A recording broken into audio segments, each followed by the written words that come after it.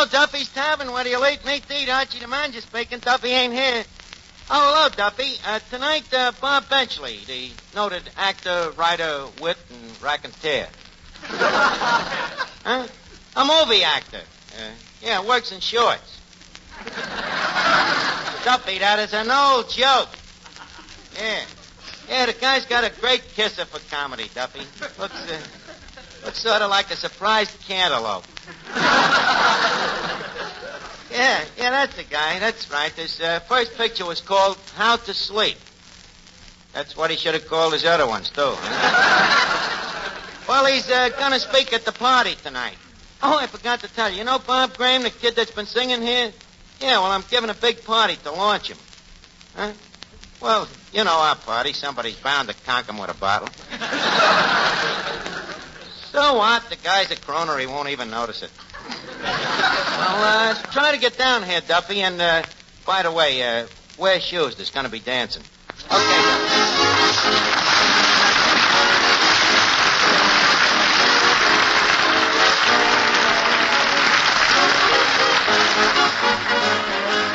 Ladies and gentlemen, welcome to Duffy's Tavern. Come in and meet Finnegan, Eddie the waiter, Miss Duffy, our singer Bob Graham, Reet Beat Reeves and his orchestra, our special guest tonight, Robert Benchley, and Archie himself, Ed Gardner.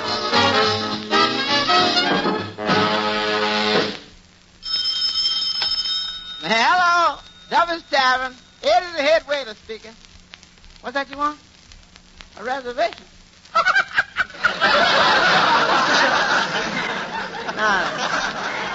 Well, yeah, you see, mister, we don't make reservations here. No, so just come down. If you find a chair that ain't busted, it's yours. Say, Eddie, how does this sound? Duffy's Tavern launches new singer. What is that? It's a publicity story I'm writing to flash to all the newspapers. Tonight at Duffy's Tavern, Mr. Bob Graham, a new vocal chanteuse, was introduced with great fanfare and condolences to 3rd Avenue Society. This for the obituary column? Let them put it where they want. Among those present was Mr. and Mrs. Joseph Colucci, distinguished fruit peddlers, Mr. Mortimer Cavendish, proprietor of the Smile a While undertaking parlors, and Lady Cavendish, Mr. and Mrs. Second Story Jackson, and son Jimmy, Mrs. Benjamin T. Piddleton, wife of the wealthy dowager by the same name, and others too numberless to mention. The speaker of the evening was Mr. Robert Benchley, who kept the crowd violent with his famous wit. A goodly time was had by all. Well, Eddie? You think they'll print that? Well, any editor who ain't gonna print that ain't got a nose for news. Any editor that can stand that ain't got a nose. Look, Eddie, I'll handle the publicity, and I guarantee by the time I'm through, they say we got another Sinatra. Now, what about the food for the party? Is it ready? Well, the chef just made up some hors d'oeuvres. Eddie, please. Hors d'oeuvres, not horse. How you know what he made them out of? No,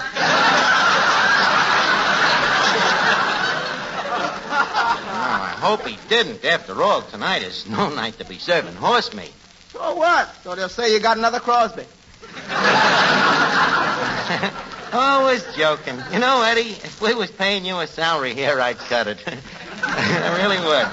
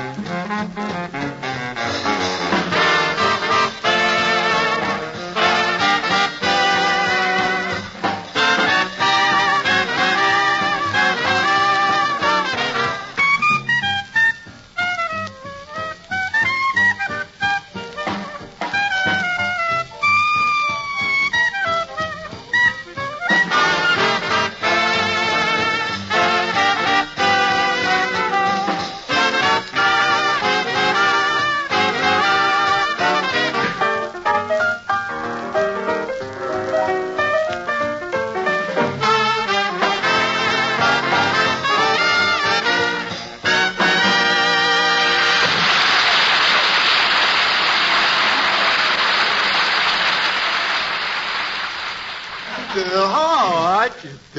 When's your party starting? Oh, any minute now. But, Finnegan, couldn't you dress a little better for tonight? Dodge. Something wrong with my attire? Something wrong. Look at them shoes. Well, I was rather proud of them. Two-tone shoes. Well, two-tone shoes is all right, but not one tone on each foot. Why don't you get a new pair? Well, Arch, they're racing. Well, ain't you got an airplane stamp? Yeah, but I need shoes.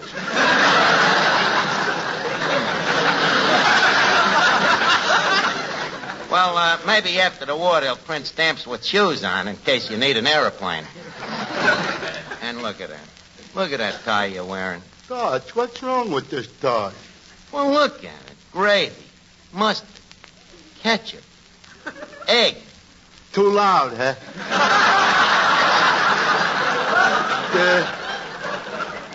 Personally, I thought it was in rather good taste. Well, it should taste good with all that food on it. Finnegan, I'm afraid I will have to ask you to refrain from this party. Go on, Arch. I bet I'll be the life of the party. Look, I bring a deck of cards. We're going to do card tricks. Sure, watch this. Now, pick a card, Arch. Any card. Okay. What card is it? The Jack of Diamonds. Pretty good trick, huh? Finnegan, however did you do it? Well, I promised not to tell. But I got another one that's even better. Here, pick a card. Okay. Now, don't tell me what it is. Now, take the number of the card. Yeah.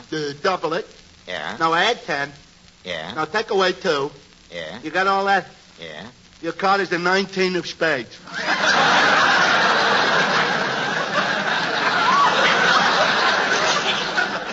19 of spades. Nope. This time you're wrong. Well, what is your card, Arch? The King of England. I must have added wrong.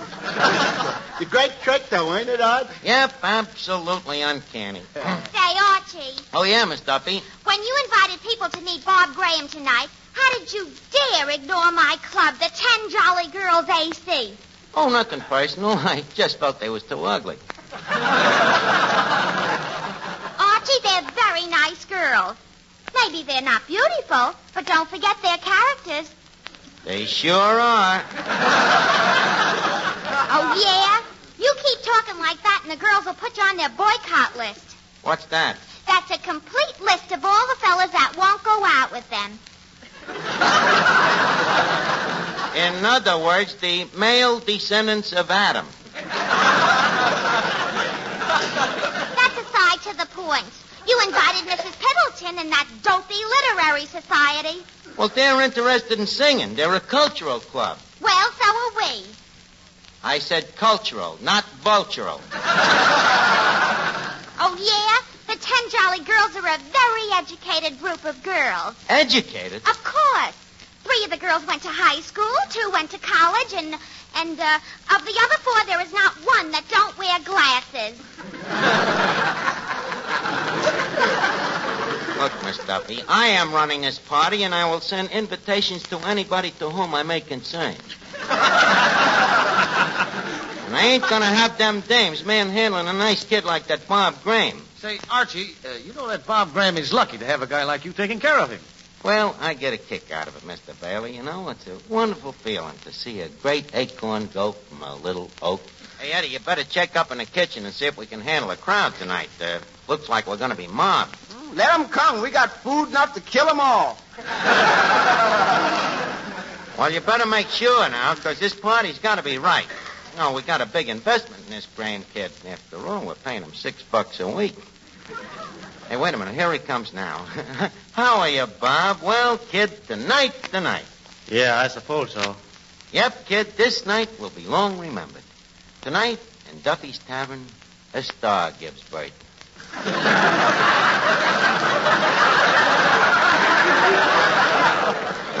What's the matter, kid? You seem kind of down in the mouth. Well, there is something bothering you. Come on, tell me what it is. After all, I'm your pal. I want you to tell me everything. well, I don't like to say it. Go on, spill it. That's what I'm here for, to help you with your problems. Well, Archie, I think I should be paid more money. Look, kid, I'm busy with the party tonight. See you later. But Archie, you just said I could tell you. Please, don't come around to me with every silly thing that comes into your mind. Now, forget it. But I'm serious, Archie. I won't sing around here for $6 a week. Look, kid, I know $6 a week ain't all the money in the world. It ain't even some of it. Quiet, Eddie. Now, look, kid. I know how you feel. You want to get into the big dough quick. Well, leave me give you some fatherly advice. Anything worth having is worth getting. I'd like to tell you a little story. Some years ago, there came to work at Duffy's Tavern a young boy. He was paid $4 a week. He didn't like it, but he took it.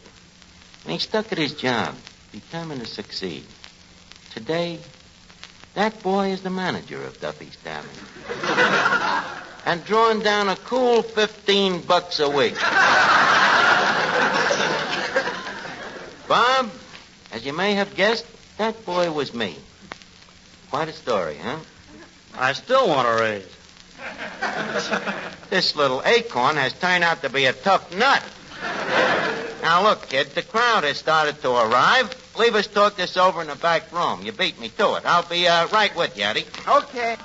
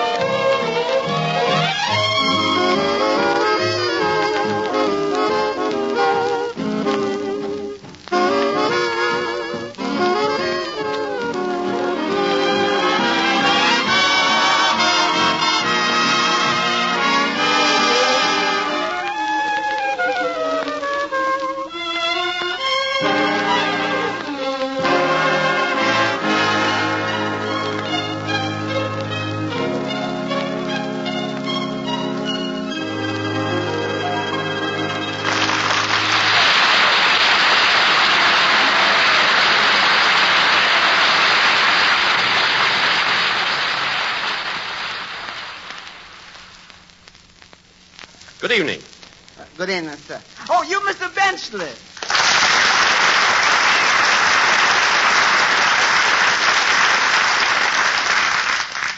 Well, Duffy's Tavern, as I live and breathe. Take your choice, Mr. Benchley. Around here you can do both. It's quite a place. Yeah, pretty startling, ain't it? Mm-hmm. It's not so bad for what it is, but what is it? Wait here, Mr. Spence. I'll go get Mr. Archie. All righty. I'll wait right here, right next to this mouse. The song of Bernadette. Hello. Hello? Hey, I know who you are. Well, you have the advantage of me. I don't even know what you are. Hey, I seen you in the movie, don't tell me.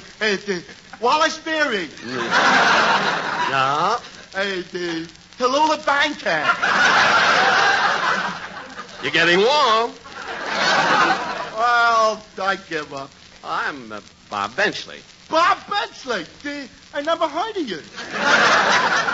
But from now on, I'm going to be watching for you and rooting for you. Well, thank you very much. Not at all. Us dumb-looking guys are going to stick together.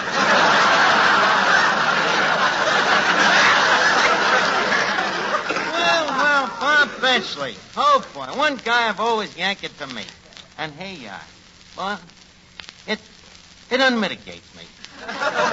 Words fail me. Well, why shouldn't they when you abused him so? There he goes right off the bat. What a wit. You know, I love your kind of humor. Dry, witty, droll, subtle, and yet with that certain something that keeps it from being funny. You know, I've never known anyone like you before. And if I had it to do all over again, that's the way it would be. Thanks, yeah. It's too bad we didn't get together sooner. You know, I'm quite a brilliant wit myself. Sharp, huh? Yeah, got a head like a steel trap. Like the other day, Duffy says to me, Archie, we're all out of cake. So just like that, I come back and I say, okay, so let him eat bread. Oh, beautiful, beautiful. I must tell that to Mark Twain. Mark Twain is dead. Then he won't mind it. Oh, Archie. Oh, Mr. Benchley, meet Miss Duffy, the Duffy entry on Sadie Hawkins' Day. Good evening, Mr. Benchley.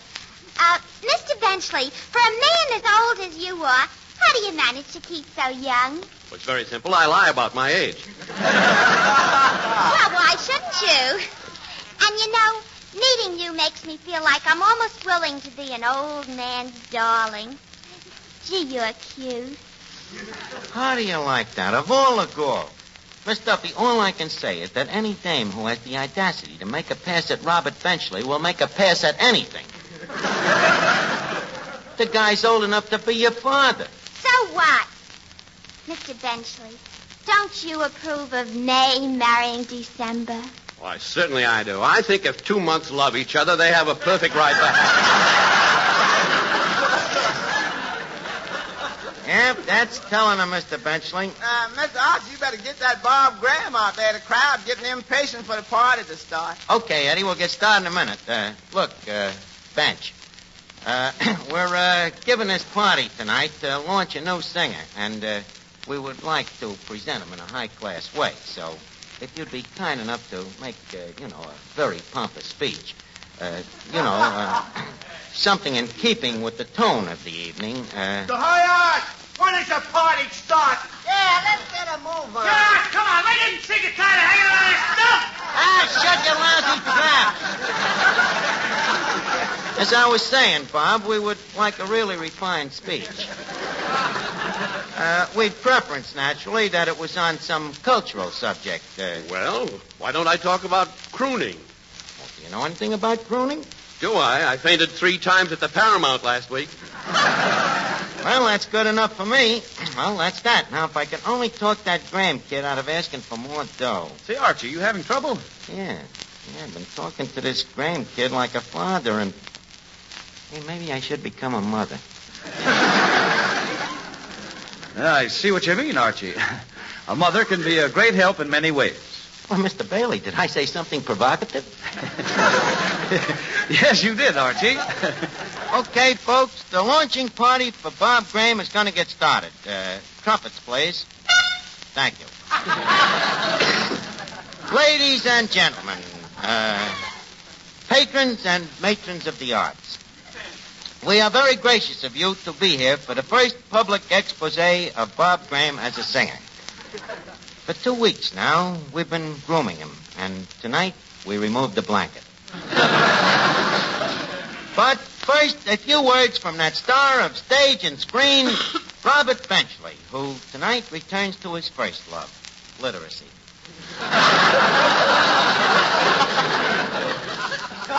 Mr. Benchley, you may don the podium.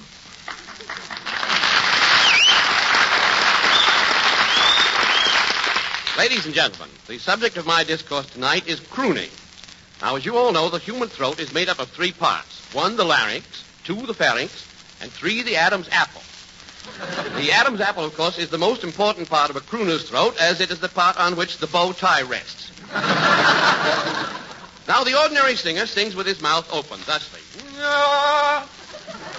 You notice how unpleasant that is?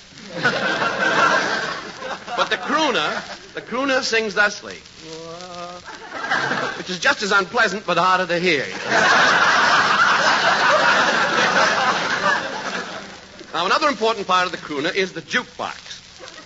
It is estimated, and I quote, that in the 12-month period from 1939 to 1944, Americans, or people of American descent, put into jukeboxes a total of 19,742,000 nickels and 5 cents. And I unquote.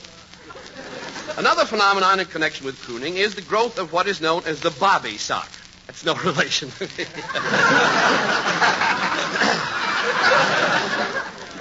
In line with this, the noted psychologist at the Psychology Institute, Psychology, Pennsylvania, the head of the outpatient department, Dr. Eric Hoffenstürmer, said, quote, "It could happen to you." Unquote. Dr. Hoffenstürmer, incidentally, has just left the Institute and is now singing at the Orpheum under the name of Perry Hoffenstürmer. Velvet rhythm, you know. The 2 leading crooners of the day are Mr. Frank Sinatra and Mr. Bing Crosby. Mr. Sinatra has a huge following, which is highly enthusiastic about his singing, causing them to emit such cries as...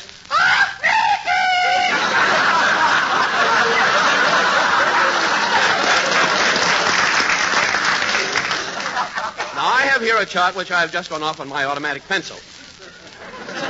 Here is a red line which begins at the figure 100,000 and ends in July.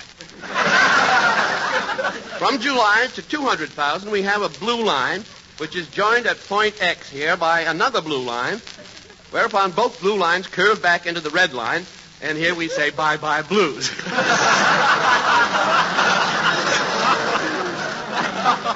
Now, there are various other lines here scooting up and down across the page, but these lines mean nothing. They're left over from an old chart of mine on birth rate and maternity ward. Now, to continue, Mr. Archie, the people are starting to walk out. They're lucky. I thought they'd have to be carried out. Now, to continue, we have... And thank you, Robert Benchley. Bob Graham, get ready. You go on next. Sorry, Archie. I've got another job. Another job? But you can't do this. What about all of the people here? Sorry, Art. Tell you what, you're getting $6 a week. I'll give you a 50% raise. From now on, you get 6.5. Sorry, Art, but I was just across the street to Grogan's bar, and Grogan offered me $10 a week. Kid, you can't go to work for Grogan. You ain't even a college man. Now, look, sing for the gang here and give me a little time to reconsider, huh? But, Archie... Folks, we now come to the big piece of resistance of the evening. Mr. Bob Graham, who I predict within 6 months will become the scourge of America. Take it, Bob. April in Paris, chestnuts in blossom, holiday tables under the trees. April in Paris, this is a feeling no one can ever reprise.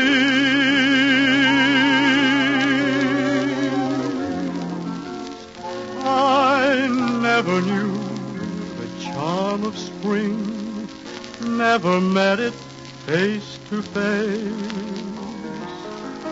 I never knew my heart could sing, never knew a warm embrace till April in Paris. Ooh, can I run to? What have you done to my heart? April in Paris. Whom can I run to? What have you done to my heart?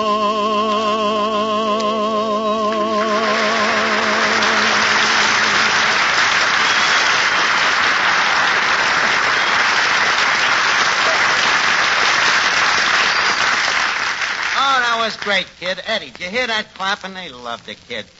Kid, come here. Come here a minute. Tell you what. Grogan will give you $10. We'll give you 11. Take that, Eddie. Hello. Mr. Graham? Yeah, that's for you, mister. I bet it's that 30 Grogan with another offer. Hello? Who's this? Oh, how are you? Well, thanks. That's very flattering. I was right. It was Grogan. How much? $12? Tell that bum we'll give you 13. Hello? I've just been offered 13. What? 15? It's a deal. Give me that phone. Now listen, Grogan. We found this kid first and... Who is this? Duffy. Duffy, what are you trying to do? Chiseling the kid up to $15 a week? Oh, Mrs. Duffy heard him and she swooned. Oh, you want to keep him singing so you can keep her passed out. Okay, Duffy, you're the boss. Well, Archie, you got a fine singer there. Well, thanks, Mr. Benchley, and thanks a lot for launching the kid. Oh, it's no privilege at all. Well, I guess I'll be running along now. Okay, but let's get together real soon, all right? Certainly. Do you ever get to South Bend, Indiana?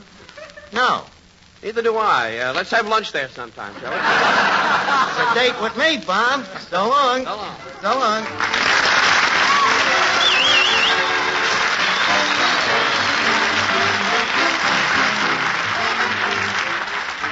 Well, it's time to leave Duffy's Tavern for this evening, but let's all meet here again next week when our guest will be Ida Lupino. Robert Benchley is currently being seen in the Paramount picture National Barn Dance. Join us again next week. And if you have half hour next Friday evening at this same time, remember... Duffy's Tavern. Hello, Duffy. Next week, Ida Lupino. Yeah, as Benchley would say, quote, unquote. Well, so long, Duffy.